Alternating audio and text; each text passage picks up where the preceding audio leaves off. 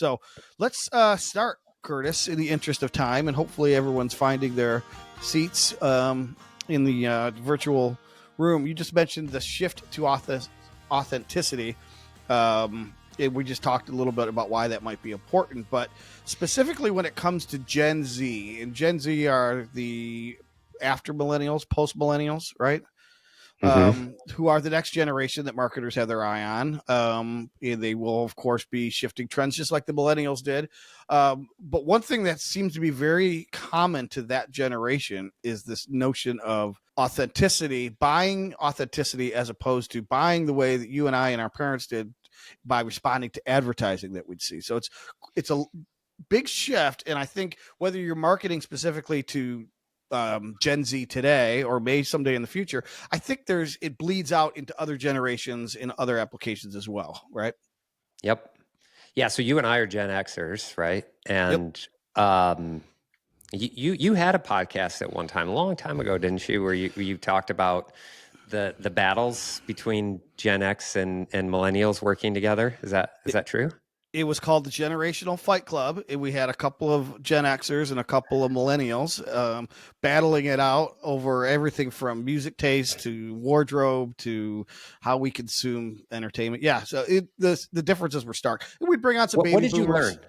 What did you learn about millennials, specific to like marketing? How are they consuming content, and what types of things were they doing a bit differently than us? I think millennials, and we probably have one, Claudia, who works on our team in the virtual audience today, so maybe she could chime in. The thing that I noticed is I think they were the sort of the pioneers into shifting away from this ad that somebody bought to tell me to buy a product to being more influenced, quote unquote, by an influencer.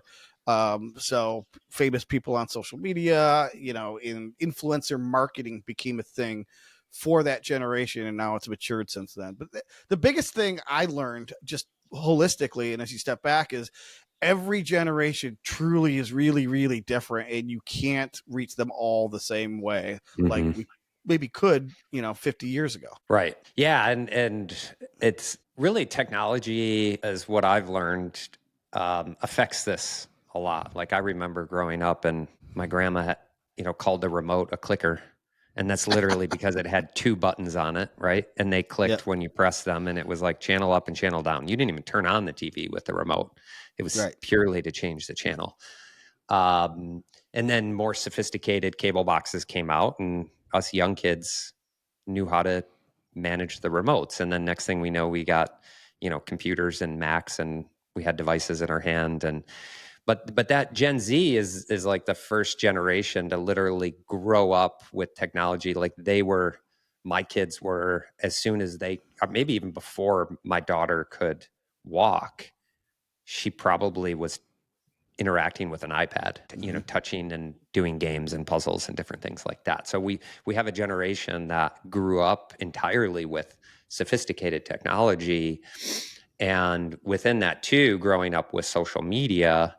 And we've seen their behaviors with how they use technology, respond to technology, particularly respond to advertising, because they've been inundated with it digitally through their entire lives, playing apps on their devices and ads popping up all over the place, or browsing social media and ads popping up all over the place. And so while they've embraced technology, I think what they haven't embraced or don't respond to the same way that some older generations do is advertising. What have you experienced any? I have some things that I've experienced on my end, but what have you experienced from that perspective, at least from a Bullhorn perspective, Well, again, going back to reaching mass audiences through a bullhorn used to be really easy, or at least it was intuitive.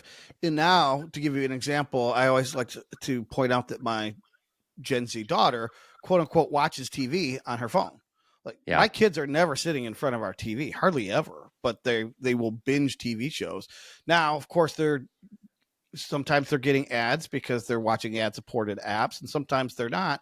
But the other way that they're spending their time when they're not binging TV is far more often they're watching their friends' stories, or their, whoever they're following on Instagram. I'm just going to sit here and watch stories. Right. And that's something obviously we didn't have access to that, and that really doesn't appeal to me because I wasn't brought up that way. But back to like, just so the way that they're consuming content, how much content they can consume in a given 10-minute period or 60-minute period is different, where they're doing it, all of this stuff, and what's entertainment to them, everything's different than our generation. Yeah, and so you think about this, they've been growing up with social media, the tools and platforms and apps that they use is different than us. Like I grew up with Google. I remember being 22 years old when Google came out, and I used it to look up Unix commands, and it helped me be a better systems administrator on a Unix server.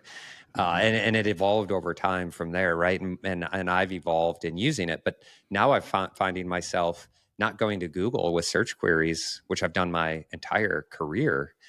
I'm using ChatGPT. Now, what I'm actually observing from a behavior perspective of millennials and Gen Z is they're not using Google either. I don't know as if they're necessarily using AI and simple queries, but I thought about this the other day. I was like, a simple restaurant, for example. Like, let's say I'm going to look up the hours or location for a restaurant. Where do I personally go? And I think a lot of people in my generation they go to Google and they look up the Google business listing. They look up the address.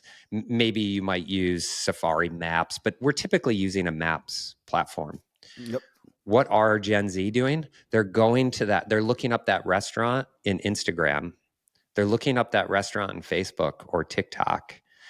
And their expectation is, especially if it's an establishment they want to go to, that there's recent posts, recent content, the hours and the information is there, right? So if I'm a restaurant and I want to appeal to who are really now, 20s and 30-year-olds, which I think a lot of restaurants, that is who you're trying to appeal to in most cases, like I'd be posting every day. I'd be putting my daily specials.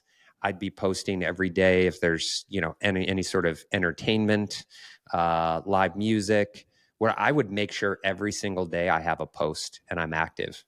And it's going to do two things. One, that's where that demographic is consuming content. But two, because you're staying updated and current, you're providing them value information. They're more likely to interact with your brand. They're going to probably be more likely to visit. If they see stuff that's stale and hasn't been posted forever, they might go on to a competitor. Is this place even still open? Right. Number two, because you're engaging, they might be more likely to leave a review, take photos themselves and post their meal and those types of things, which that generation is apt to do. They take pictures of their food and post their experiences. And so that grows your channel, right? So you're using your brand, and then ambassadors, we've talked about the funnel. You're using the people who come in and visit to like be part of that experience. And then they go out and they be your ambassadors and they do your marketing for you. So again, your buyer is changing, and you can't, what I'm basically trying to say is, look, you can't rely solely on Google anymore to reach your target audiences, because you've got a generation now of buyers who aren't using search engines. They are finding answers on other platforms.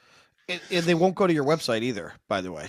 I mean, the most logical place would be to go to someone's website and find out their hours, or if they have entertainment. They don't do that. I don't even do that anymore.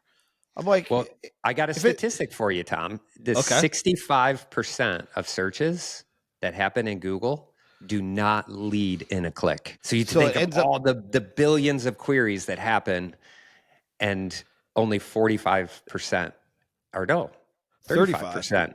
If I do my math, you basically have a third of those searches actually lead to a click. And I've got companies who are like, why is our search traffic down? Well, impressions aren't down. It's because there's AI generated responses. People's questions are answered right inside the search engine.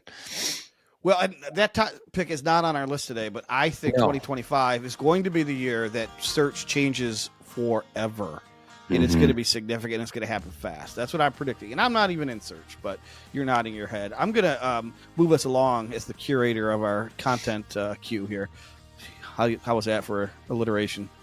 Curator of our content queue. Here I am.